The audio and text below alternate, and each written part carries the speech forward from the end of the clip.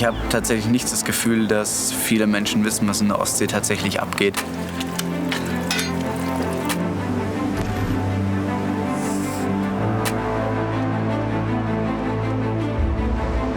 Für viele ist die Ostsee einfach ein Naherholungsgebiet oder ein Urlaubsziel. Und ganz ehrlich, wenn man am Strand steht und raussieht, sieht man von den Problemen nicht viel.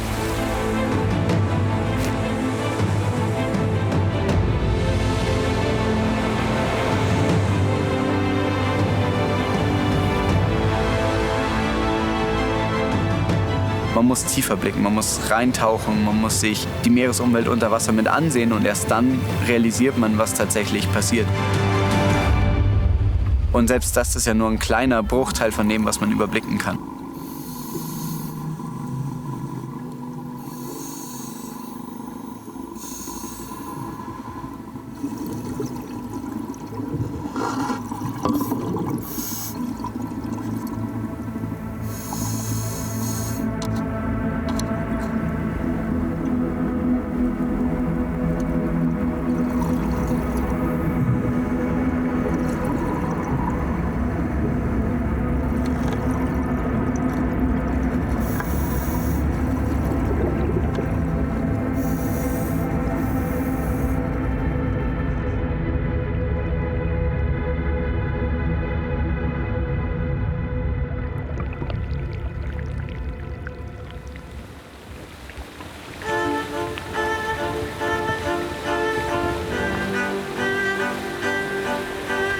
Ich bin Flo und ich bin der Kampagnenleiter von Sea Shepherd Deutschland. Ich bin in den Bergen, in den Alpen aufgewachsen, in Berchtesgaden, also so weit wie möglich vom Meer eigentlich entfernt, aber das Meer hat mich immer schon irgendwie fasziniert. Das erste Mal am Meer zu stehen und das erste Mal zu begreifen, was hier passiert, was hier für Leben möglich ist. Da war irgendwie so ein Interesse geweckt und das hat mich auch nicht losgelassen.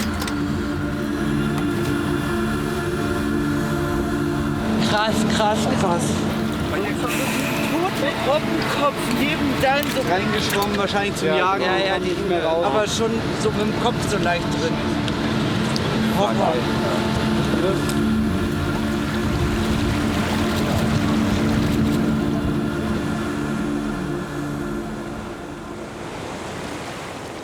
Wenn man die Schönheit von was begriffen hat, dann will man es auch beschützen. Das ist unglaublich. Man fühlt sich auch persönlich angegriffen, wenn Leute das dann angehen und zerstören. Wir legen uns hier wirklich ins Zeug, wir packen hier alles an Energie rein, was wir haben, eben um die letzten Tiere hier irgendwie vom Aussterben zu schützen.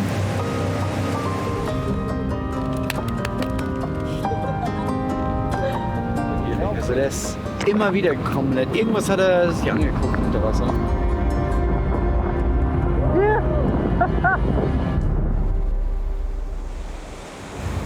Die Wissenschaft zeigt uns ja auf so vielen Ebenen auf, was gerade der Zustand ist und wo wir hinsteuern. Angesichts der sich immer gravierender entwickelnden Klimakrise sehen wir auch nicht, dass die Probleme geringer werden. Ganz im Gegenteil.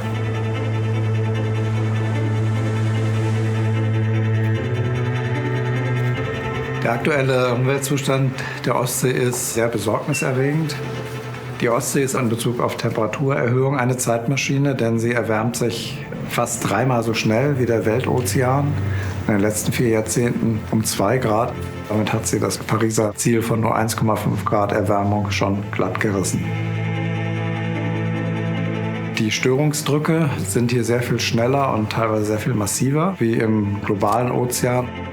Das ist zum einen, dass die Ostsee umgeben ist von einem Wassereinzugsgebiet, wo etwa 90 Millionen Menschen leben. Und das sind eben alles entwickelte Länder, die viel Nährstoffe, viel Müll produzieren und eben auch einen hohen Nutzungsdruck ausüben. Und dann ist die Ostsee natürlich ein Meer, was fast vollständig von Land umschlossen ist und nur 3 relativ kleine Öffnungen hat, mit denen sie im Austausch steht. Das bewirkt einen recht langsamen Wasseraustausch.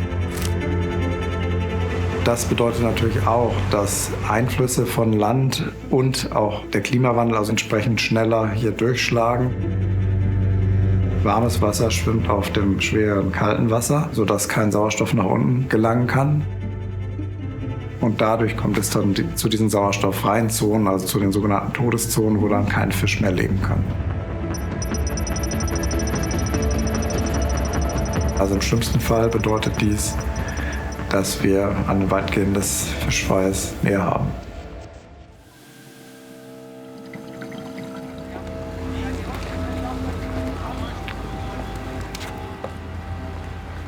Ziel ist es, illegale Fischerei ins Visier zu nehmen und Geisternetze zu bergen. Geisternetze sind deswegen ein Problem, weil sie über Jahrhunderte weiterfangen.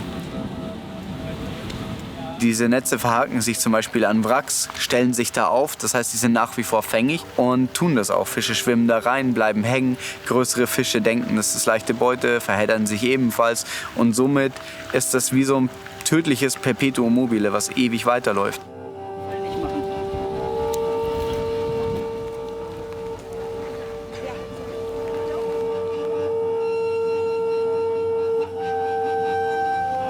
Todfunde werden eingesammelt und untersucht. Und da wird zum Beispiel auch geguckt, sieht man dann Netzmarken. Deswegen sollten die alle gemeldet und dann abgeholt werden, damit man das eben rekonstruieren kann und am Ende aus der Todesursache möglicherweise Managementmaßnahmen ableiten kann. Normalerweise denkt man, müsste es so eine Art Verursacherprinzip geben. Normalerweise müsste ein Fischer, der ein Netz verliert, auch sich darum kümmern, dass dieses Netz vom Meeresgrund wieder entfernt wird. Aber die Kosten dafür für solche Tauchoperationen sind immens und deswegen hat sich das einfach noch nicht durchsetzen lassen. Das heißt, die verursachen hier einen katastrophalen Schaden, aber niemand fühlt sich dafür zuständig, das Ganze wieder zu entnehmen. Da kommen wir ins Spiel. Also wir haben uns fest vorgenommen, dieses Jahr, was das Geisternetztauchen angeht, die 10-Tonnen-Marke zu knacken. Weil das bedeutet, dass die Abläufe, die wir machen, den ganzen Effort, den wir reinstecken, dass sich die auszahlen. 2, 3. Ja gut, nochmal. 1, 2. Jawohl. Wie viel? 105. Ich will nicht warten, bis irgendwelche politischen EntscheidungsträgerInnen vorangehen und sagen, okay, jetzt ändern wir was, sondern ich will jetzt dafür sorgen, dass sich was ändert. Jetzt ist der Zeitpunkt zu handeln und ich will handeln und nicht nur quatschen. Die Kampagne geht jedes Jahr von Mai bis Oktober. Das ist ein relativ langer Zeitraum, in dem wir die Ostsee immer von Westen Richtung Osten abdecken und seit diesem Jahr mit unserem neuen Flaggschiff, der Triton. Wir haben natürlich auch nur begrenzte Mittel. Wir sind nur eine Handvoll Leute. Wir haben nur ein Schiff und ein Beiboot hier abgestellt. Aber wir gucken eben, wo diese Hotspots sind, wo wir mit unseren Mitteln tatsächlich eine Veränderung bewirken können. Wir haben eine Crew mit 12 Personen. Davon sind immer 6 Leute mit dabei, die tauchen und Geisternetze bergen. Wir haben ein Schnellboot, das wir zusätzlich auf Patrouillen schicken können und sind somit bei jedem möglichen Wetter draußen, um unserer Arbeit nachzugehen. Ich komme ursprünglich aus dem Sporttauchen und habe jetzt eine Weiterbildung auch gemacht im Bereich des technischen Tauchens. Wir können durch unterschiedliche Luftgemische, mit denen wir tauchen, eben auch länger unter Wasser bleiben. Wir haben eine Karte erstellt mit möglichen Punkten, wo Fische ihre Netze verloren haben. Dies versuchen wir systematisch abzusuchen. Also ein paar Grad nach Backbord, da ist noch so eine Lücke, die wir scannen müssen. Also hier haben wir auf jeden Fall einen Wrack. Ja, das ist hier. 10, go! Das ist jetzt hier das Wrack. Wir sind der Länge nach drüber gefahren und haben das Grundgewicht genau abgeworfen. Hier sieht man es vermutlich schon, wie es runtergekommen ist. Es ist anspruchsvolles Tauchen. In der Ostsee hast du viele Strömungen, sowohl an der Oberfläche als auch eben am Grund. Es ist ein herausforderndes Gewässer auch, einfach wegen der Kälte. Trockentauchen ist ja eigentlich ein Muss. Hast du da jetzt alles drin, was du brauchst, ja? Wir wissen am Anfang des Tages nie, mit was wir so richtig konfrontiert werden.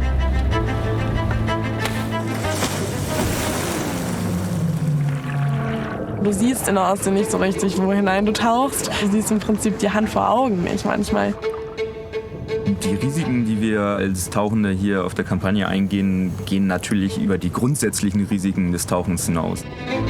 Dadurch, dass wir natürlich unter Wasser arbeiten und auch relativ tief tauchen, wenn die Netze sich losreißen mit den Hebesäcken und nach oben durchschießen, man könnte dann leicht drin hängen bleiben und würde halt mit dem Netz an die Oberfläche gerissen werden.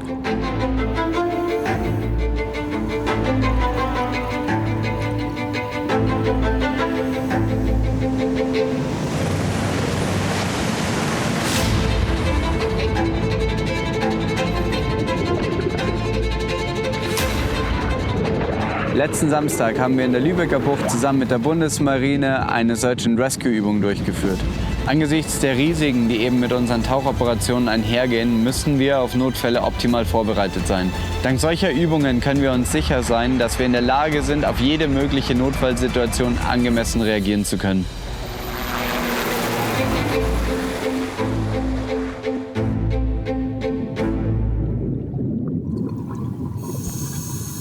An so vielen Wracks hängen Netze, teilweise hunderte Kilo, teilweise sind es nur ein paar Dutzend Kilo, aber die fangen ja kontinuierlich weiter. Und wir wissen anhand von Studien und Schätzungen, dass zwischen 5.000 und 10.000 Stück Fischereiequipment in der Ostsee alleine jedes Jahr verloren gehen. Vor allem lokal, da wo sie hängen bleiben, an Wracks, da zeigt sich, dass das möglicherweise die letzten Refugien sind im Falle des hochpilotenen Dorschbestandes. Da zeigen unsere Unterwasseraufnahmen, dass dort eben noch große Fische sind. Und wenn gerade da dann so ein Geisternetz ist, dann kann das natürlich lokal schon ziemlich verheerende Wirkungen haben. Von der fischereibiologischen Definition her ist ein Bestand kollabiert, wenn nur noch 10% oder weniger des Ursprungsbestands da sind. Und das ist sowohl beim Dorsch als auch beim Hering ist das der Fall. Ich glaube, dass es im Augenblick auf Messerschneide steht, ob sich der Bestand überhaupt noch erholt. Er wurde auch sehr stark überfischt in den vergangenen Jahrzehnten. Das ist dokumentiert. Das ist aus meiner Sicht mehr als peinlich für ein Land, wo eigentlich die entsprechende Wissensbasis da ist und auch der Anspruch, dass man die Meeresressourcen nachhaltig nutzt.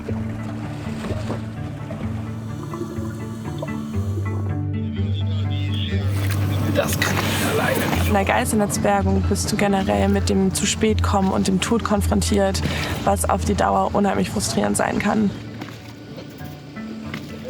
Wenn du dieses Netz auch bergen kannst, denkst du dir, Gott sei Dank sind wir irgendwie da, weil es gibt immer irgendwelche Tiere, die wir noch lebend rausziehen können, auch wenn es der geringste Anteil ist. Man muss das auch so sehen, weil ansonsten ist die Geisternetzbergung unheimlich frustrierend.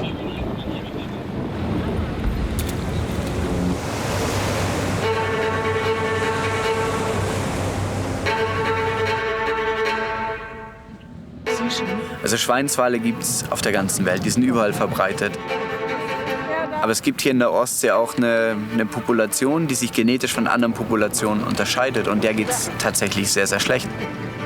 Der Schweinswal ist so eine klassische charismatische Indikatorart. Also wenn es dem Schweinswal gut geht, dann kann man so ein bisschen davon ausgehen, dass es dem Rest des Systems auch gut geht. Dem Schweinswal geht es aber nicht gut. Es gibt nur noch wenige 100 Exemplare in der westlichen Ostsee.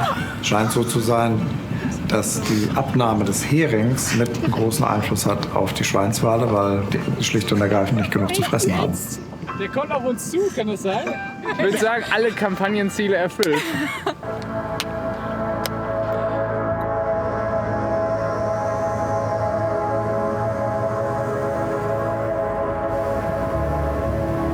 Anhand der Sichtungen von Jungtieren und anhand der Todfunde müssen wir davon ausgehen, dass die Zahl einfach weiter und weiter nach unten geht.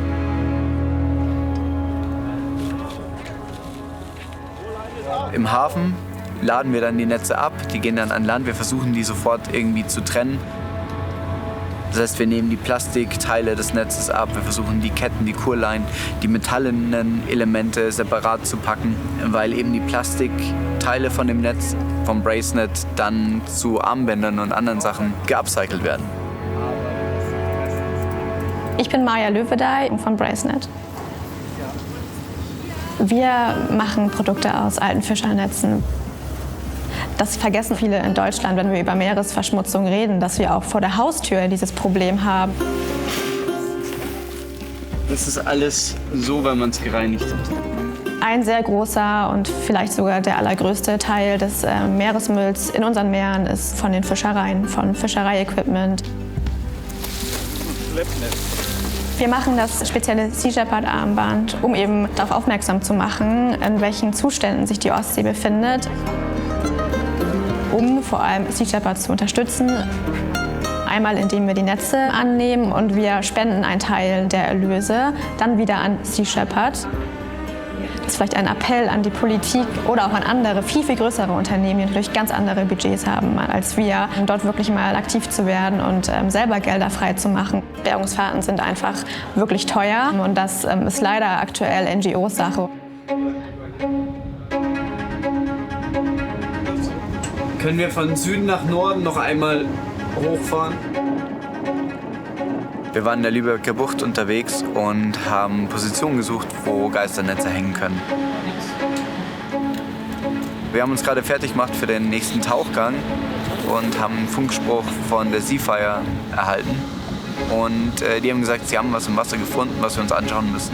Was soll es sonst sein? Vor allem, das kann es nicht sein. Guck mal, wie klar geschnitten das ist, ne? Schraube wahrscheinlich. Sie haben gesagt, wir haben hier die Flosse von vermutlich einem Schweinswal gefunden. Und im ersten Moment gehen dir erstmal die Klappen runter und man denkt sich, wer hat denn bitte einen Schweinswal gefunden? Wir haben Hebel auf den Tisch gelegt, sind da sofort hin. Als wir dann da waren, haben sie dann gesagt, naja gut, wir haben hier im Wasser was gefunden. Das war weiß, schimmernd, dachten, es wäre eine Plastiktüte, war annähernd quadratisch.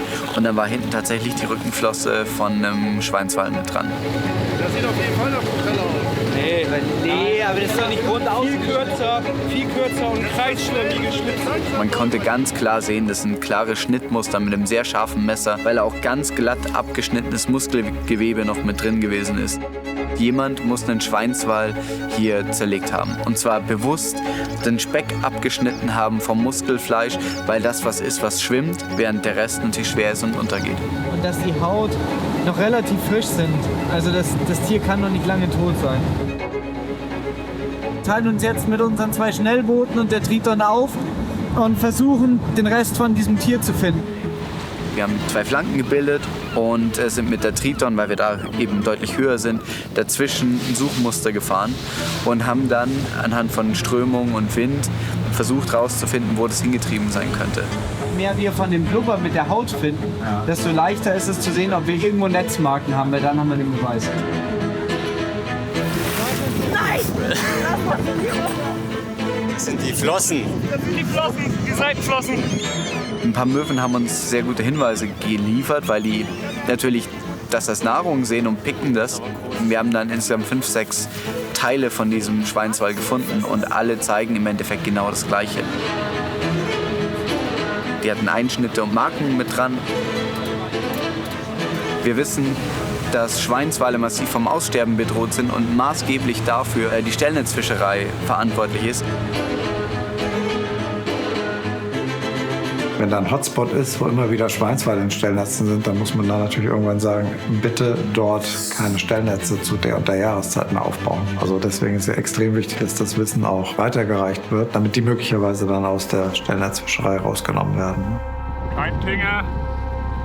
Wo müsste der Pinger sein? Am Anfang und alle so und so viel Meter. Kein Pinger. Pinger, das sind Unterwasserlautsprecher letztendlich, die sehr hochfrequente Geräusche abgeben, die eigentlich einen Schweinswal-Warnruf simulieren sollen, damit die abhauen. Dummerweise haben die nun gelernt, dass diese Geräusche, dass das eben Beute bedeutet und sie teilweise noch extra ankommen und die Stellnetze leer pflücken, aber manchmal verheddern sie sich dadurch natürlich.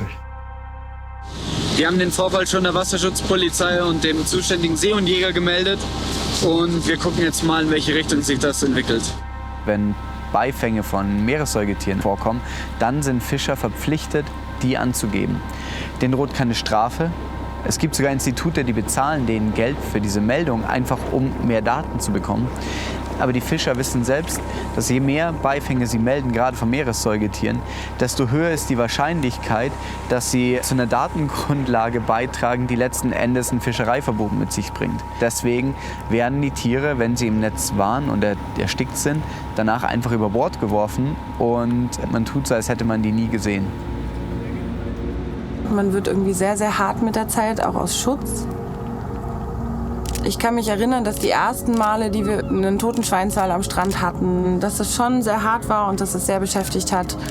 Und man hat sich daran gewöhnt. Also so bitter das ist, wir wissen ja, es passiert. Und wenn wir es nicht finden und nicht dokumentieren können, können wir nicht zeigen, dass es passiert.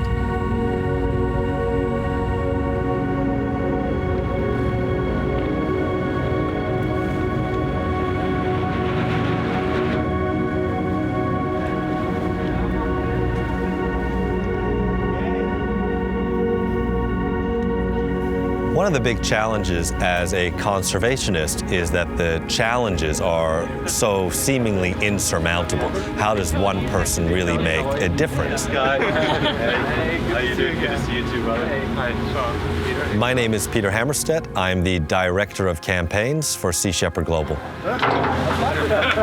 The relationship between Sea Shepherd Global and Sea Shepherd Germany is a genuine partnership. So we meet regularly to exchange ideas, and we're focused on the same end game, that we need to protect our oceans.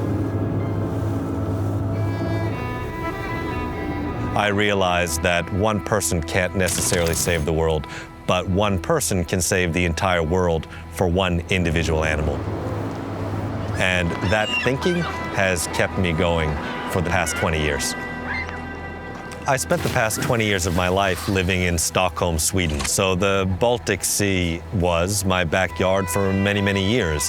It's a place with unique conservation challenges that requires countries to work together, which doesn't always happen. And therefore, there's a unique situation where an NGO like Sea Shepherd can really fill a particular niche.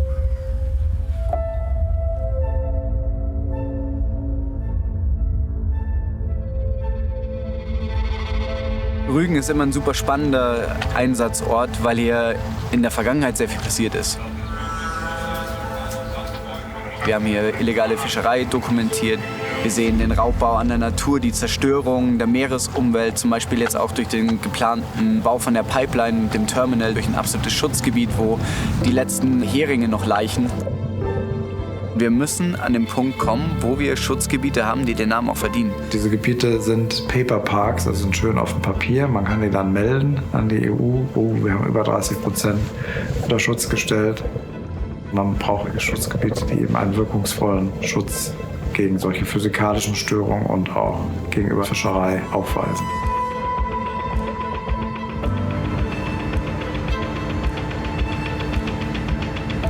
Schutzgebiete haben ja verschiedene Schutzstadien. In manchen dürfen die Fischer ja tatsächlich nach wie vor halten, wie sie wollen, dürfen ihre Netze ausbringen, dürfen sogar da durchfahren mit Schleppnetzen. Es gibt aber auch Schutzgebiete, in denen das verboten ist. Aber selbst da haben wir dieses Jahr Trawler gefunden. Trawler, die ganz bewusst entlang von dem Schutzgebiet fahren, dann einturnen und einmal quer durchs Schutzgebiet ziehen. Vermutlich, weil sie denken, dass sie da nochmal einen größeren Fang mit nach Hause bringen und sich damit die Taschen voll machen können. Wenn ich nicht garantieren kann, dass jemand da ist und aufpasst und es auch Konsequenzen hat für jemanden, der so eine Übertretung begeht, dann habe ich auch keinen Schutz. Erst wenn sich rumspricht, dass jederzeit jemand vor Ort sein kann, der das kontrolliert, dokumentiert, rigoros zur Anzeige bringt und dafür sorgt, dass das auch Konsequenzen hat, erst dann erzielt man vielleicht so eine Art Abschreckungseffekt und erst dann sind die Gebiete geschützt. Wir wissen natürlich, was die Probleme sind, aber wir ordnen sie den menschlichen Interessen unter. Und das ist einfach fatal, weil auf die Art und Weise bekommt die Natur nie diesen Stellenwert, den sie eigentlich braucht. Nicht viel. Hast du was gesehen, Flo? Ja, so ungefähr 15 Meter groß. Kannst du mal gucken, ob die Schottleine bereit ist oder die mal mit den anderen bereit machen?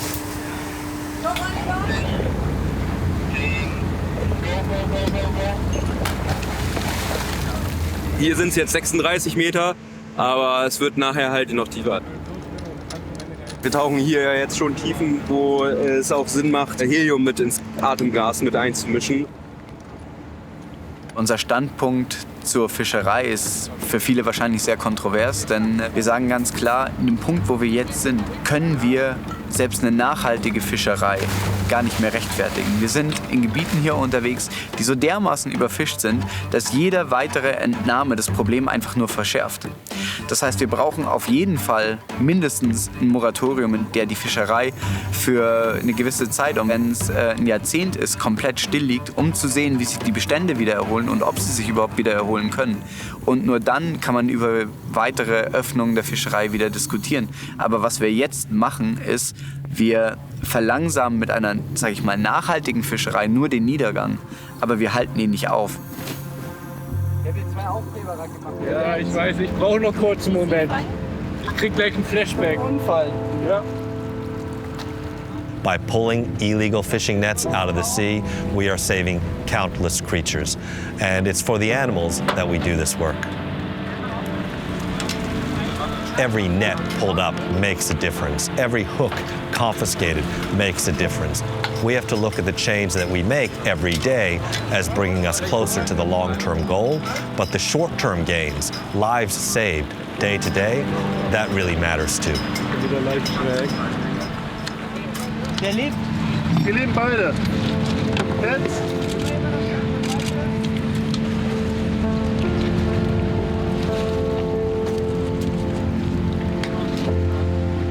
Also wir haben uns fest vorgenommen, dieses Jahr, was das Geisternetztauchen angeht, die 10-Tonnen-Marke zu knacken. Also damit hätten wir es eigentlich geschafft. Für mich das Wichtigste ist natürlich, dass wir als Team schaffen, so einen starken Zusammenhalt zu kreieren, dass wir mit unserer Motivation und mit unserem Können, das wir uns ja dann auch aneignen, in der Lage sind, die Probleme hier draußen anzugehen. Seid ihr fertig?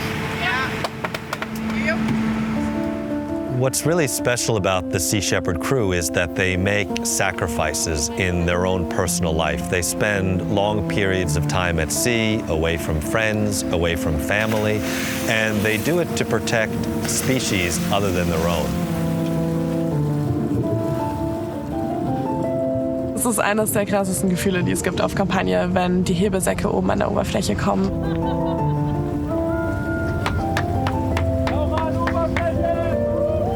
Es symbolisiert eben den Erfolg in dem Moment und die erfolgreiche Geisternetzbergung.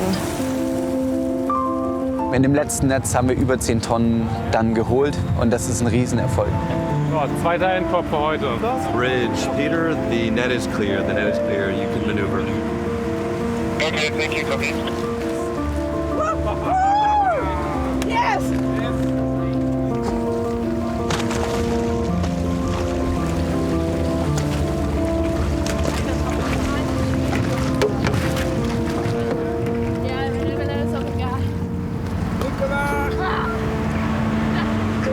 Es war ein Riesennetz. Wenn du am Wrack lang tauchst, ist alles voll Netz. Habt ihr den im Laderaum, die ganzen fetten Dorsche? Aber ich glaube auch gute Dorsche im Netz. Ja, natürlich. Deswegen muss es auch dringend weg. Weil Es war praktisch ein sehr großes Wrack, über 50 Meter würde ich sagen. Das kann man gar nicht so richtig beschreiben. Das ist so ein richtiges Knirschen und Rumsen. Und das Gute ist, und was mir halt Mut macht, ist, das bin ich alleine. Ich bin so ein kleines Rädchen in der großen Maschine, die da hinter mir steht, mit so vielen fantastischen Menschen, von denen ich so viel lernen kann, die mich so motivieren.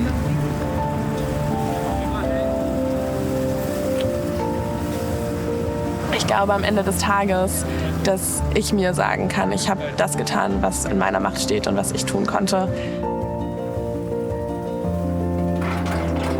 We do need to work with government. We do need to work with other groups in civil society. Die Öffentlichkeit, die muss auf jeden Fall immer gut eingebunden werden, damit die am Ende auch versteht, warum zum Beispiel wir einen Nationalpark brauchen. Verbietet ja kein Umweltschützer aus Miesepetrigkeit, soll ja ein Ziel erreichen. Als jemand, dem das Schicksal aus dem Herzen liegt, da fällt es manchmal schwer, eine Hoffnung zu schöpfen. Auf der anderen Seite sehen wir aber, dass dort, wo entsprechend gehandelt wird, sich auch sehr schnell Verbesserungen einstellen können.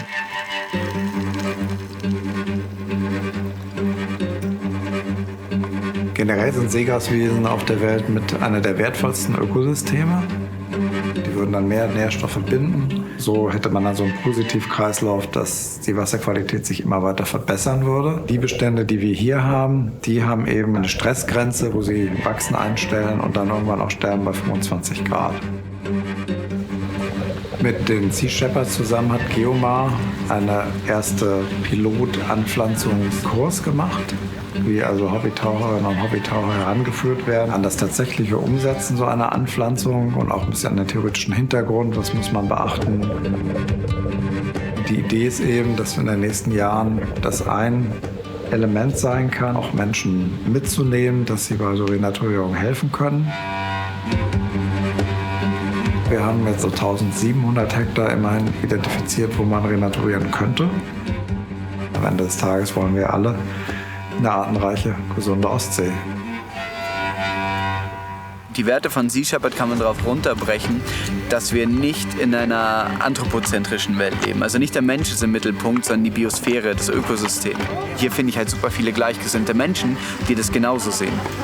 Sea Shepherd-Kampagnen funktionieren nur durch Freiwillige, nur durchs Ehrenamt. Es hat damit was zu tun, dass Leute, die es aus reiner Motivation machen, weil sie wissen, das ist das Richtige, einfach über sich selbst hinauswachsen. Und von daher ist das Team immer das, was eine Kampagne trägt. Das sind nie Einzelpersonen. Das sind nie Leute in bestimmten Positionen oder Stellungen oder mit besonderem Können, sondern das ist immer und ausschließlich das Team, das Leistungen erbringt und das Erfolge erzielt.